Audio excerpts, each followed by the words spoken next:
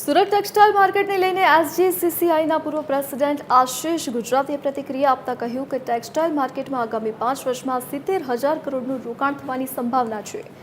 જે રીતે ટેક્સટાઇલ ઇન્ડસ્ટ્રીનો વિકાસ થઈ રહ્યો છે તે જોતા સુરતને વધુ સીઈટીપી ફાળવવાની જરૂર છે। હાલ સુરતમાં 2500 મેગાવોટ વીજળીનો વપરાશ થઈ રહ્યો છે અને ભવિષ્યમાં બીજી 2500 મેગાવોટ વીજળીની જરૂર પડી શકે છે। આ માટે રિન્યુએબલ પોલિસી પર ચોક્કસપણે કરવાની જરૂરિયાત એસજીસીસીઆઈના પૂર્વ પ્રેસિડેન્ટે જણાવ્યું હતું।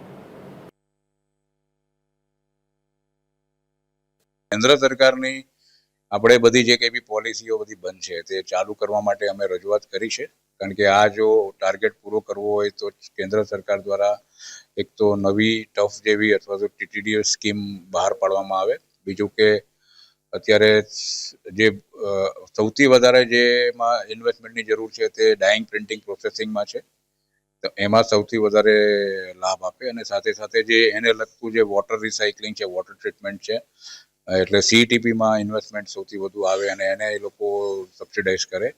અને બીજું કે અત્યારે રિન્યુએબલ એનર્જીમાં અત્યારે ખૂબ તક છે આપણે ત્યાં, તો એમાં પણ એ લોકો સબસિડી આપી શકે એવું છે। સાથે અત્યારે જે કંઈ બી રો મટીરિયલની જે અછત છે બંને રીતે, ભાવ ક્વોલિટી અને ક્વોન્ટિટી બંને રીતે, અને ગ્લોબલ કોમ્પિટિટિવ પ્રાઇસ, એ અછત જો દૂર થઈ જાય તો આપણા જે બધા ટાર્ગેટ છે એ ઇઝીલી પૂરા થઈ શકે।